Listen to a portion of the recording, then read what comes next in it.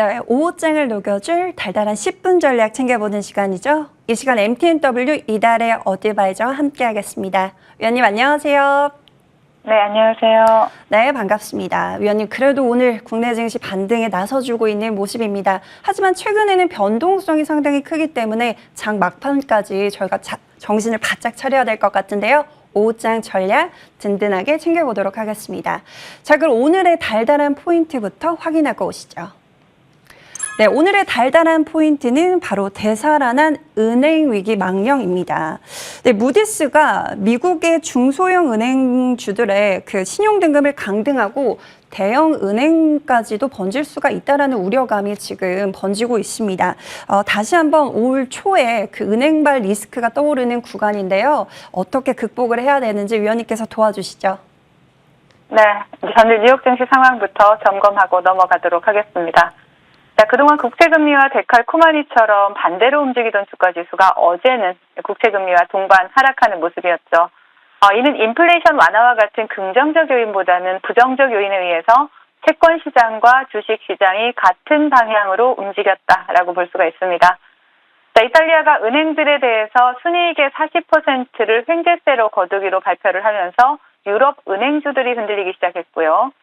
무디스가 미국의 10개 중소형 은행에 대해서 신용 등급을 하향을 하고 6개 대형 은행에 대해서 잠재적인 하향을 검토하고 있다라고 발표를 하면서 지난 3월 증시를 뒤흔들었던 은행 혼란의 악몽이 되살아났습니다. 자, 무디스는 자금 조달 압박과 특히 상업용 부동산의 위험성 증가를 이번 신용 등급 하향의 주요 원인으로 꼽았고요.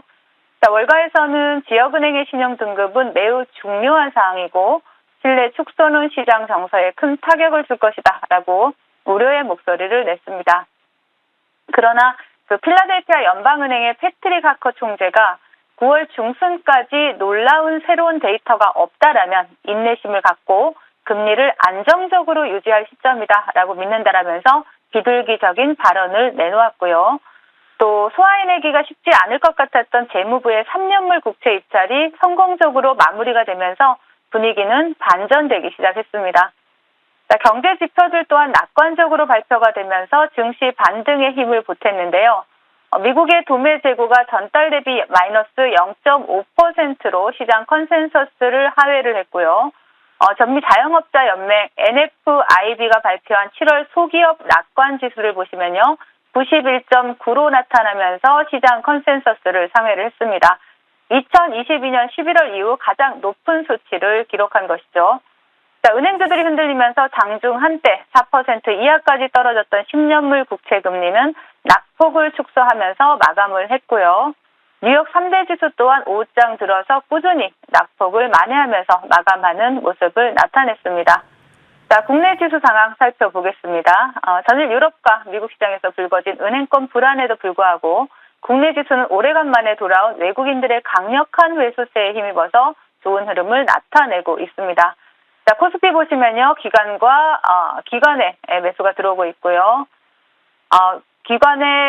코스피에서는 기관, 그리고 코스닥에서는 개인들이 물량을 토해내고 있음에도 불구하고 외국인들이 이 모든 물량을 소화해내면서 강한 상승 흐름을 견인을 하고 있습니다. 자, 반도체, 2차 전지, 제약 바이오와 같은 우리나라 시장을 대표하는 대부분의 업종이 상승 흐름을 나타내고 있고요. 또 외국인들의 수급을 보시면 제약 바이오 섹터에 강하게 포착이 되고 있습니다. 자, 오늘 장 테마 동향 살펴보겠습니다. 자, 오늘 제약 바이오 섹터가 굉장히 강한 테마를 형성하고 또 좋은 흐름을 나타내고 있는 모습이죠. 혈액 무독성 대식세포 면역 항암 이중항체 개발 소식이 전해지면서 에이프로젠 그룹주들이 모두 상한가에 안착을 했습니다. 차트를 보시면요. 에이프로젠 상한가에 안착했고요. 그리고 에이프로젠 바이오로직스 상한가, 에이프로젠, HNG가 또 상한가에 안착하는 이러한 모습들이 나타났습니다.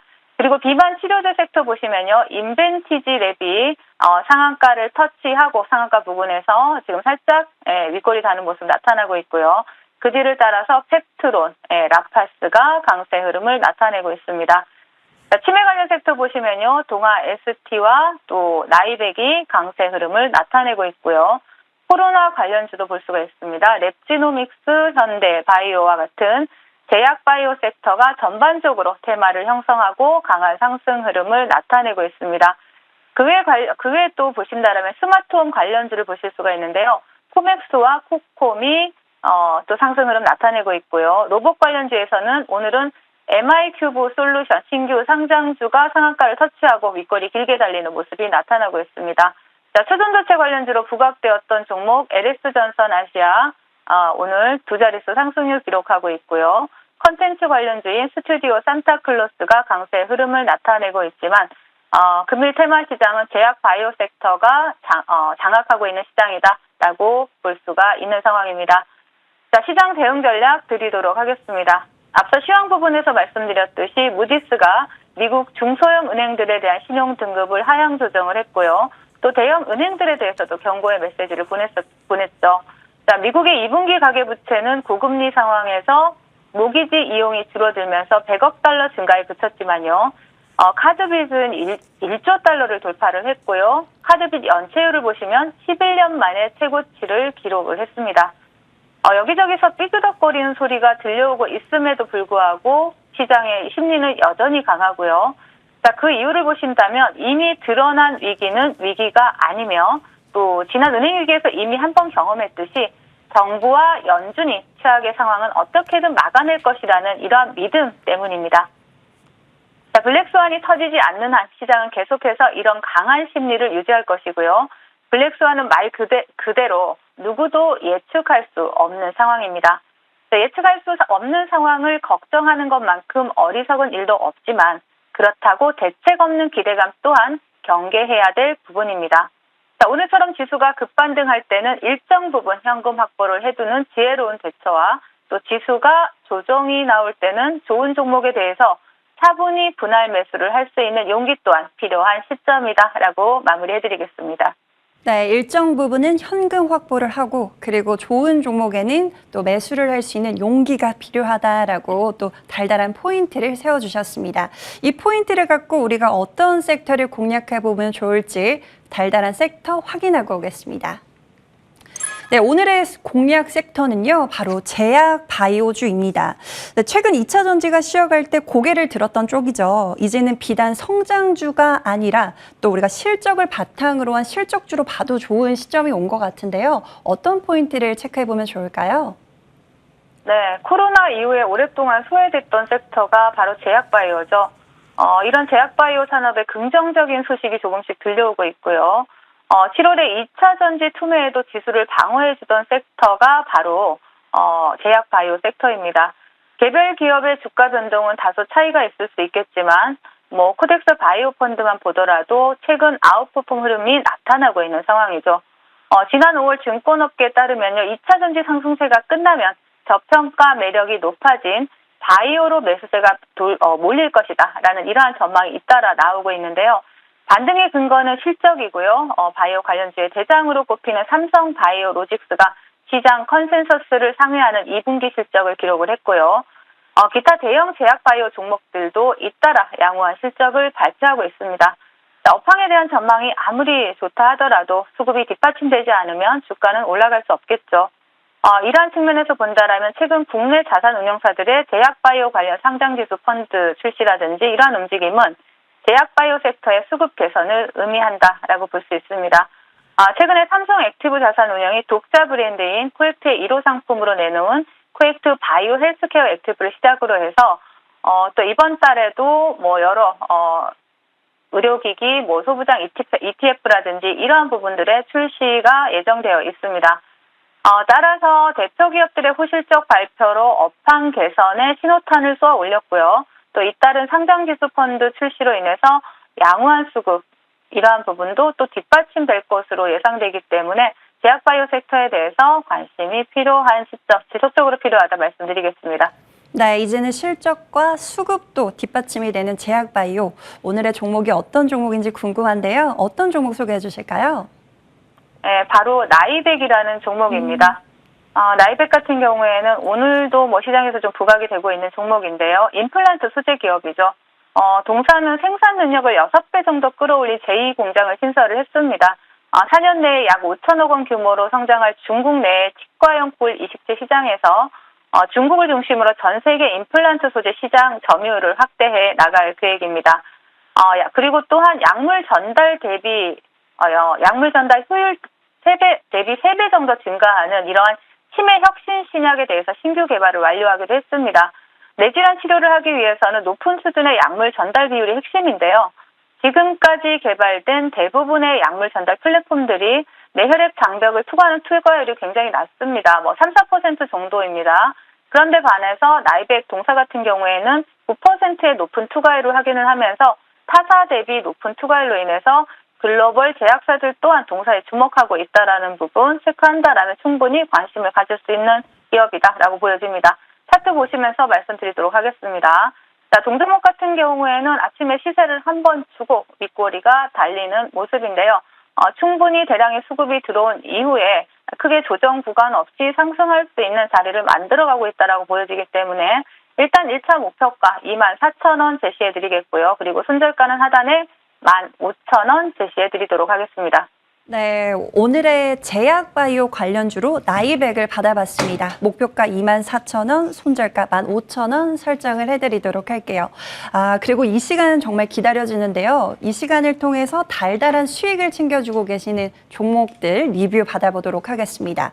하이로닉 먼저 보도록 할게요. 이 종목 지난 7월 28일 제시를 해주시고 목표가 11,000원으로 설정을 해주셨는데 오늘 목표가 부근 거의 다 올라와 있습니다. 당연히 홀딩하는 전략일 것 같은데요. 추가적으로 어떻게 챙겨보면 좋을까요?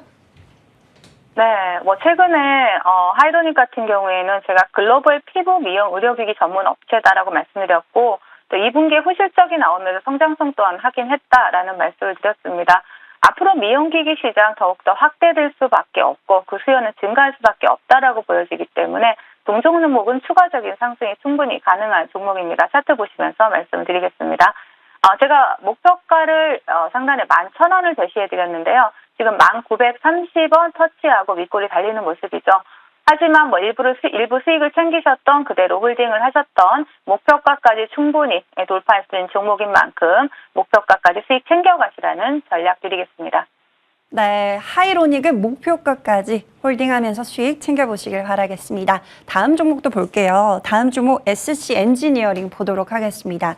이 종목 같은 경우는 2차 전지 그리고 산업 플랜트 또 다양한 모멘텀이 있다라고 말씀을 해주셨는데 지난 월요일이죠. 2,390원까지 고점을 터치하면서 목표가 턱 밑까지 올라와 있습니다. 추가적인 대응 전략 챙겨주시죠. 네, 우리 앵커님의 목표가 턱 밑이라는 표현이 상당히 와닿는데요. 네, 진짜 목표가 턱 밑 한호가 못 가고 목표가 터치를 못한 종목인데 대부분 목표가가 대부분 제가 드리는 자리가 저항이죠. 네, 저항이기 때문에 일부 또 수익을 챙겨가면서 대응하신 분들은 재매수 관점으로도 볼 수 있는 종목입니다. SK 머티리얼즈와 2차 전지 생산 설비 계약도 체결을 했고요. 또 자회사에서 여러 가지 신제품도 또 개발을 하고 또 출시를 하고 있기 때문에 그에 대한 상승 모멘텀을 충분히 추가적으로 받을 수 있는 종목입니다. 차트 보시면서 말씀을 드리겠습니다. 제가 지금 충분히 조정 구간을 거치고 우리 시청자님들이 매수할 수 있는 구간을 충분히 준 종목입니다. 차분하게 분할 매수로 접근하셨다면 이 자리에서 그렇죠, 월요일이죠. 8월 7일 월요일 한호가 목표가 못 미친 이 자리에서 수익을 충분히 챙기실 수 있을 거고요. SC 엔지니어링 같은 경우는 이제 시세를 준비하고 시작하는 종목인 만큼 단기 이평선 20일 이동평균선을 지지라인으로 보시면서 충분히 재매수 관점으로 다시 또 수익을 챙기고 또 챙기고 먹고 또 먹고 매매가 가능한 종목이다라고 말씀을 드리겠습니다. 네, 21선 지지라인 체크를 하시면서 수익을 챙기고 또 챙기는 전략으로 추가적으로 전략 챙겨주셨습니다. 수익 보신 분들 모두 축하드리겠고요. 위원님과는 여기서 인사 나눠보도록 할게요. 지금까지 MTNW 이달의 어드바이저와 함께했습니다. 위원님 오늘도 말씀 고맙습니다. 네, 감사합니다.